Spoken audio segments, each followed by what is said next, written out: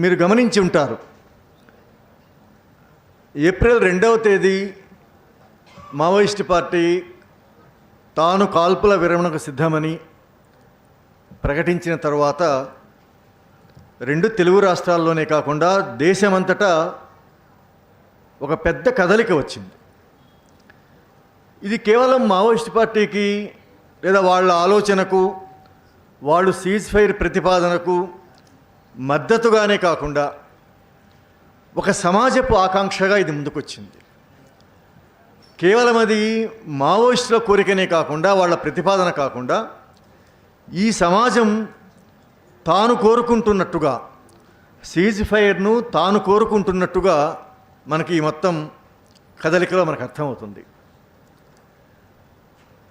అంటే సమాజం ఏం ఆలోచిస్తూ ఉన్నది, సమాజానికి ఏం కావాల్సి ఉన్నది, చాలా రకాల సంఘర్షణలో చిక్కుకున్న సమాజం వీటి నుంచి బయటికి పడడానికి ఎలాంటి ఆలోచన చేస్తూ ఉన్నది అనేది విప్లవకారులు చాలా సునిశ్చితంగా గమనిస్తారు.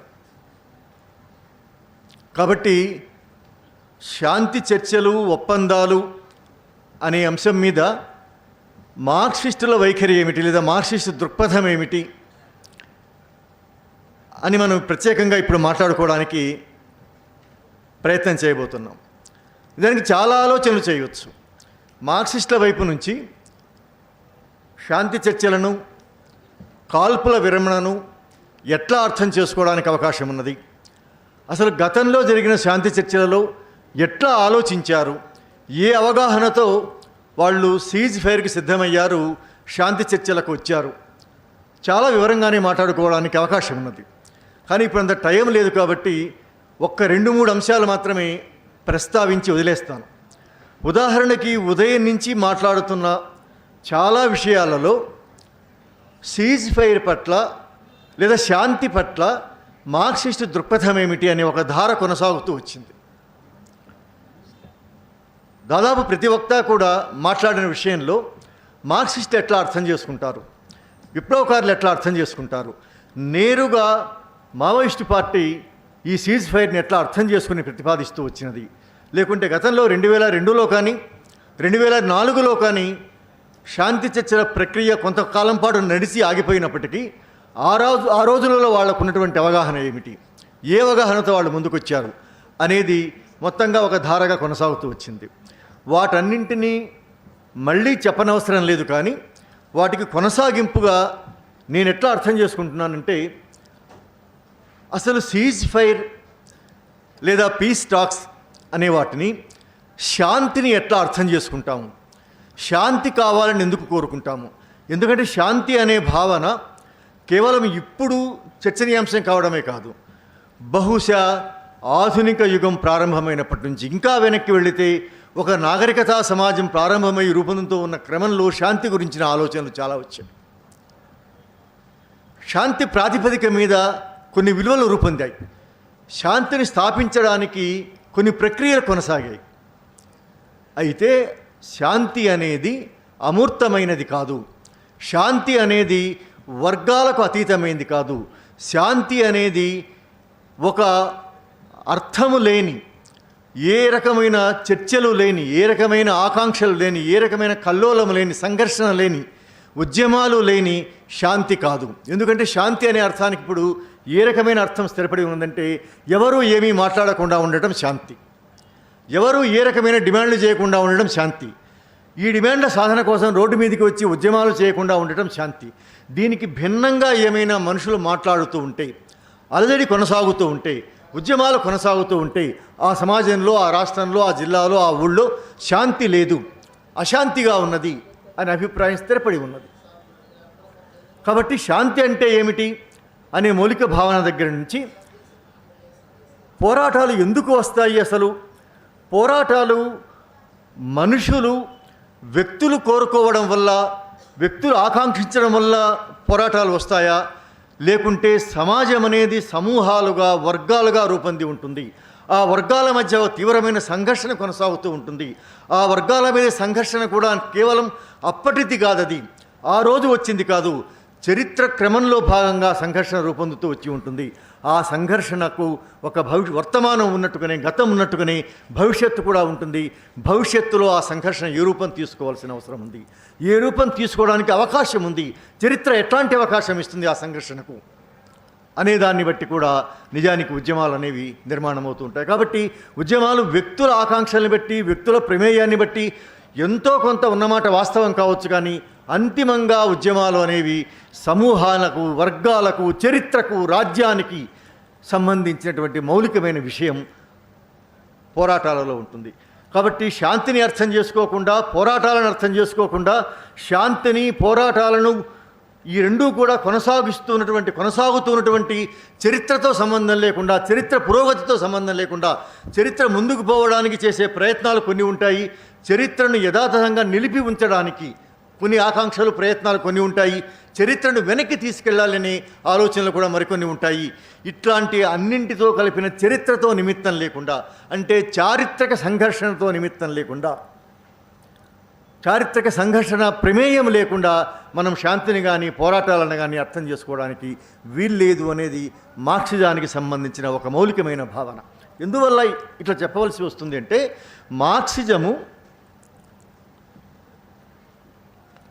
దేనినైనా సరే చారిత్రకంగా చూడమని చెబుతుంది.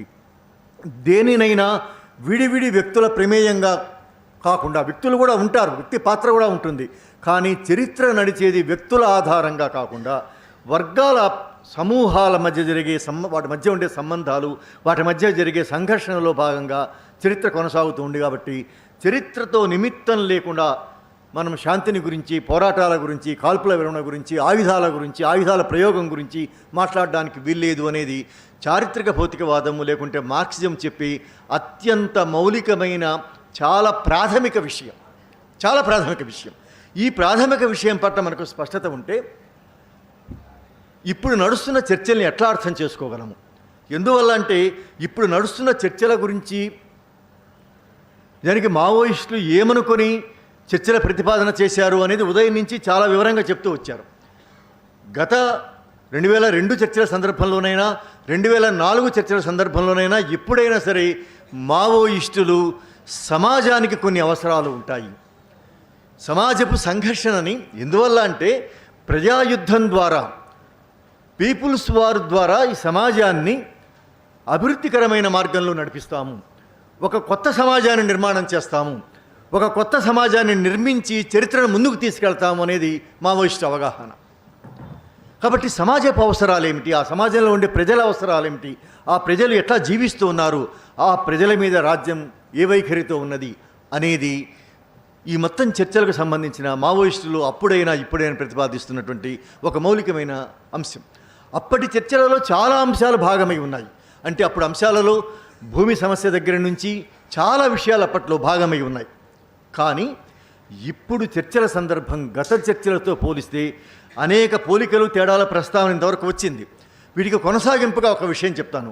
అప్పటికి ఇప్పటికీ ఒక ముఖ్యమైన తేడా ఏమిటంటే, ఉన్న తేడాలకు తోడు మరొక ముఖ్యమైన తేడా ఏమిటంటే, అప్పుడు కేవలం బూటకపు ఎన్కౌంటర్లు మాత్రమే ఉండేవి.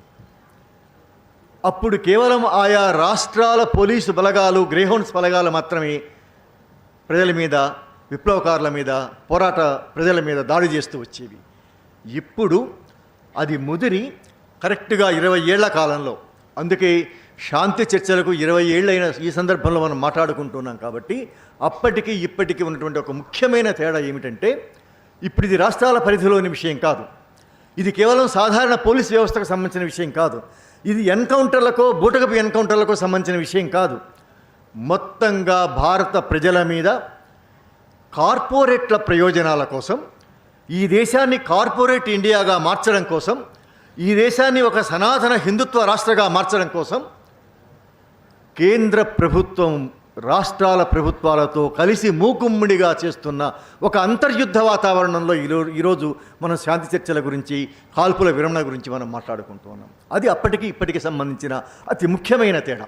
అంటే ఫాసిస్టులు రాజ్యాధికారంలోకి వచ్చి ఈ సమాజాన్ని ఫాసిస్టీకరించడమే కాకుండా, హైందవీకరించడం మాత్రమే కాకుండా, ఈ దేశానికి మొత్తానికి ఏ వ్యవస్థకైనా సరే మౌలికమైన ఆర్థిక రంగాన్ని, కార్పొరేటైజ్ చేయడానికి, వేగవంతంగా చేయడానికి గత ప్రభుత్వాలు చేసిన దానికంటే అత్యంత వేగంగా, నిర్దాక్షిణ్యంగా, అమానవీయంగా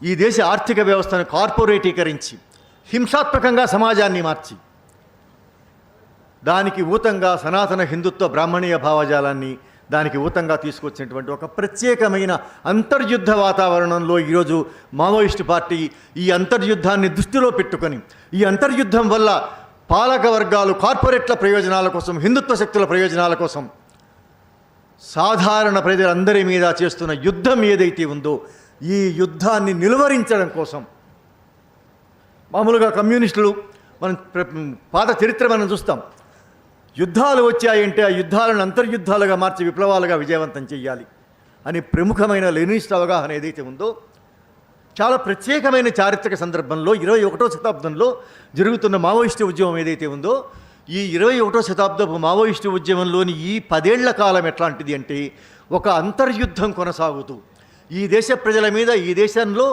ఓట్ల ద్వారా, రాజ్యాంగం ద్వారా చట్టబద్ధ పాలన కొనసాగిస్తామని అధికారంలోకి వచ్చినటువంటి పాలక వర్గాలు ఎంత మాత్రము మేము ప్రజలకు సంబంధించిన వాళ్ళం కాదు, ప్రజల ఓట్లతో మేము అధికారంలోకి వచ్చిన వాళ్ళం కాదు, కార్పొరేట్ల ప్రయోజనాల కోసం మేము అధికారంలోకి వచ్చాము, వాళ్ళు మమ్మల్ని ముందుండి వెనక ఉండి నడిపిస్తే మేము నడుస్తున్న వాళ్ళం, వాళ్ళ ప్రయోజనాలు తీర్చడం మాత్రమే మా ఏకైక కర్తవ్యం అని 60 ఏళ్లుగా 70 ఏళ్లుగా రాజ్యాంగం చుట్టూ ఉండే అన్ని రకాల ముసుగులని, అన్ని రకాల మేలి ముసుగులను తొలగించి ఒక కార్పొరేట్ యుద్ధాన్ని ప్రజల మీద రుద్దిన ఈ సందర్భంలో అమానుషమైన హింసాకాండ కొనసాగుతున్నది. కాబట్టి ఆ హింసాకాండని ఆపడం కోసం, ఆ హింసాకాండలో సాధారణ ప్రజల ప్రాణాలను కాపాడటం కోసం, సాధారణ ప్రజలు చనిపోకుండా వాళ్లకు జీవించే హక్కు ఉండడం కోసం విప్లవోద్యమం శాంతి చర్చల ప్రతిపాదన చేసింది. ప్రపంచంలో ఏ మూల ఏ క్షణం ఏం జరుగుతుందో వేగంగా తెలుసుకోవడానికి తొలి వెలుగు వాట్సాప్ ఛానల్ని ఫాలో చేయండి.